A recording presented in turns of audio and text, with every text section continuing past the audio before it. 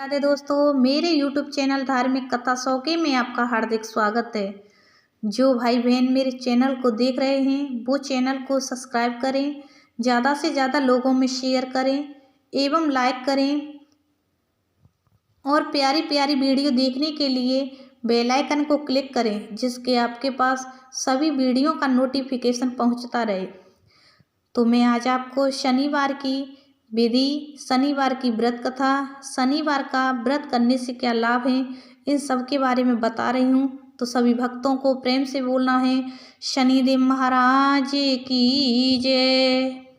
सभी ग्रहों में शनि का मनुष्य पर सबसे हानिकारक प्रकोप होता है, अतः शनिवार का व्रत करते हुए शनि देवता की पूजा अर्चना करनी चाहिए। वैसे तो शनिवार का व्रत कभी भी शुरू किया जा सकता है, लेकिन श्रावण मास में शनिवार का व्रत प्रारंभ करने का विशेष महत्व माना गया है।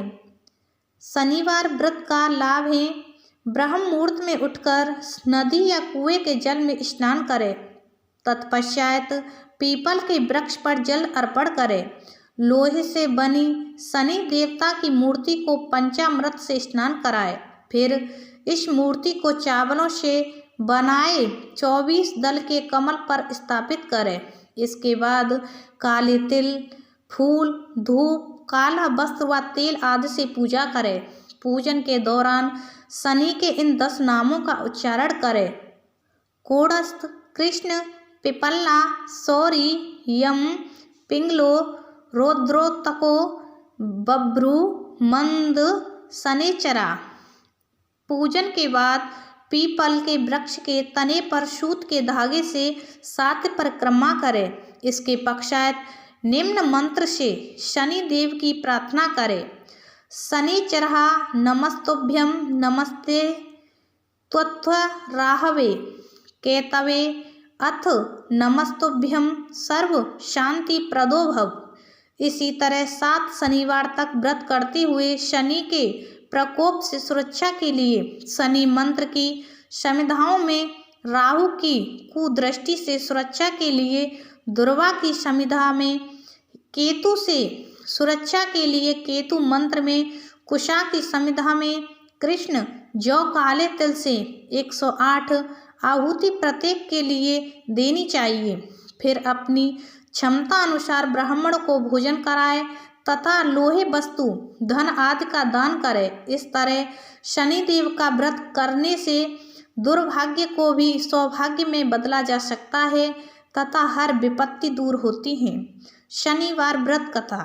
एक समय स्वर्ग लोक में सबसे बड़ा कौन के प्रश्न पर 9 ग्रहों में वाद विवाद हो गया। विवाद इतना बड़ा कि परस्पर भयंकर युद्ध की स्थिति बन गई। निर्णय के लिए सभी देवता देवराज इंद्र के पास पहुंचे और बोले, हे देवराज, आपको निर्णय करना होगा कि हम में से सबसे बड़ा कौन है। देवताओं का प्रश्न सुनकर देवराज इंद्र उलझन में पड़ गए। इंद्र बोले, मैं इस प्रश्न का उत्तर देने में असमर्थ हूँ। हम सभी पृथ्वी लोक में उज्जैनी नगरी में राजा विक्रमादित्य के पास चलते हैं। देवराज इंद्र सहित सभी ग्रह देवता उज्जैनी नगरी पहुँचे। महल में पहुंचकर जब देवताओं ने उनसे अपना प्रश्न पूछा तो राजा विक्रमादित्य भी कुछ देर के लिए परेशान हो उठे, क्योंकि सभी देवता अपनी अपनी शक्तियों के कारण महान थे। किसी को भी छोटा या बड़ा कह देने से उनके क्रोध के प्रकोप से भयंकर हानि पहुंच सकती थी। अचानक राजा विक्रमादित्य को एक उपाय सूझा और उन्होंने विभिन्न धातुओं, स्वर्ण, रजत, कांसा, ताम्र, सीसा, रांगा, जस्ता, अब्रक व लोहे के 9 आसन बनवाए। धातुओं के गुणों के अनुसार सभी आसनों को एक दूसरे के पीछे रखवाकर उन्होंने देवताओं को अपने अपने सिंहासन पर बैठने को कहा। देवताओं को बैठने के बाद राजा विक्रमादित्य ने कहा, आपका निर्णय तो स्वयं हो गया। जो सबसे पहले सिंहासन पर विराजमान है वही सबसे बड़ा है। राजा विक्रमादित्य के निर्णय को सुनकर शनि देवता ने सबसे पीछे आसन पर बैठने के कारण अपने को छोटा जानकर क्रोधित होकर कहा, राजा विक्रमादित्य, तुमने मुझे सबसे पीछे बैठाकर मेरा अपमान किया है। तुम मेरी शक्तियों से परिचित नहीं हो, मैं तुम्हारा सर्वनाश कर दूंगा।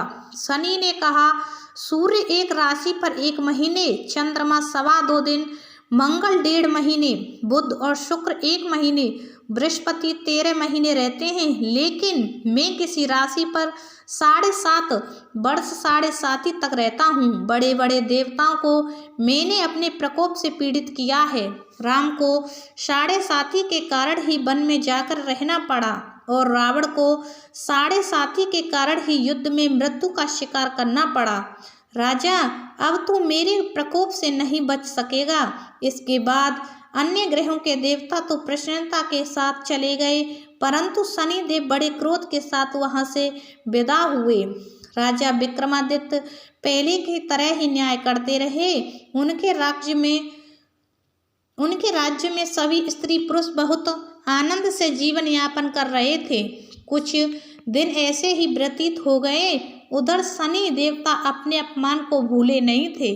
विक्रमादित्य से बदला लेने के लिए एक दिन शनिदेव ने घोड़े के व्यापारी का रूप धारण किया और बहुत से घोड़ों के साथ उज्जैनी नगरी पहुँचे। राजा विक्रमादित्य ने राज्य में किसी घोड़े के व्यापारी के आने का समाचार सुना तो अपने अश्वपाल को कुछ घोड़े खरीदने के लिए भेजा।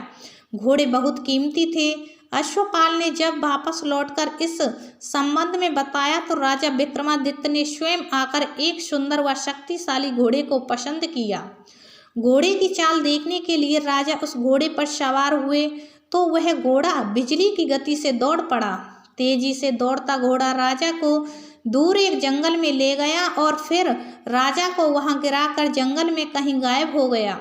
राजा अपने नगर को लौटने के लिए जंगल में भटकने लगा, लेकिन उन्हें लौटने का कोई रास्ता नहीं मिला। राजा को भूख प्यास लग आई। बहुत घूमने पर उसे एक चरवाहा मिला। राजा ने उससे पानी मांगा। पानी पीकर राजा ने उस चरवाहे को अपनी अंगूठी दे दी। फिर उससे रास्ता पूछकर वह जंगल से निकलकर पास के नगर में पहुंचा। राजा ने एक सेठ की दुकान पर बैठकर कुछ देर आराम किया।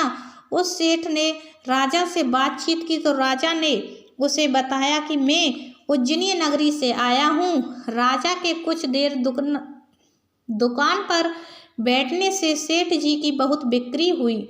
सेठ ने राजा को बहुत भाग्यवान समझा और खुश होकर उसे अपने घर को भोजन के लिए ले गया। सेठ के घर में सोने का एक हार खूंटी पर लटका हुआ था। राजा को उस कमरे में छोड़कर सेठ कुछ देर के लिए बाहर गया। तभी एक आश्चर्यजनक घटना घटी। राजा के देखते देखते सोने के उस हार को खूंटी निगल गई। सेठ ने कमरे में लौटकर हार को गायब देखा तो चोरी का संदेह राजा पर ही किया, क्योंकि उस कमरे में राजा ही अकेला बैठा था। सेठ ने अपने नौकरों से कहा कि इस परदेशी को रस्सियों से बांधकर नगर के राजा के पास ले चलो। राजा ने विक्रमादित्य से हार के बारे में पूछा तो उसने बताया कि उसके देखते ही देखते खूंटी ने हार को निगल लिया था।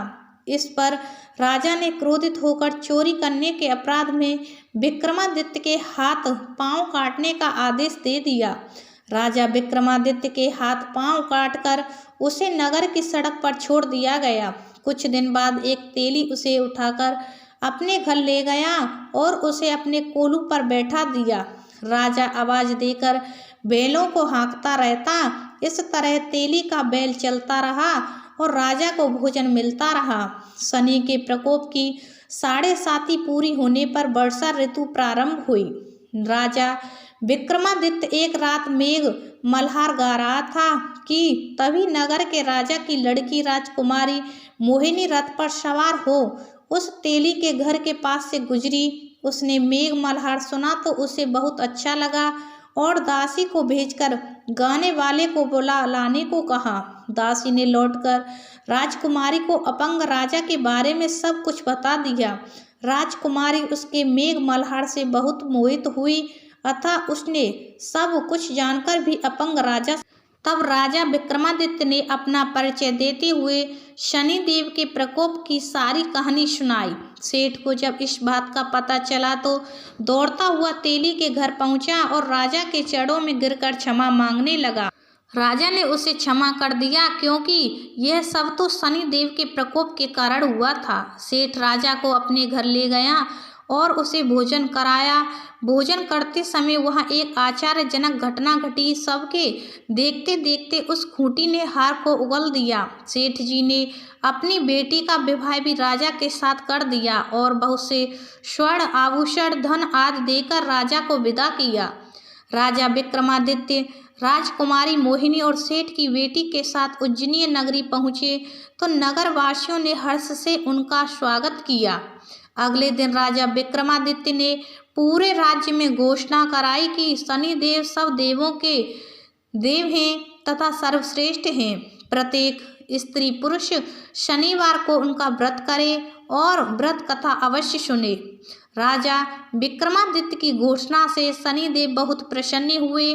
शनिवार का व्रत करने और व्रत कथा सुनने के कारण सभी लोगों की मनोकामनाएं शनिदेव की अनुकंपा से पूरी होने लगीं। सभी लोग आनंद पूर्वक रहने लगे। ये शनिवार की कथा हुई समाप्त। बोलो शनिदेव महाराज की जय।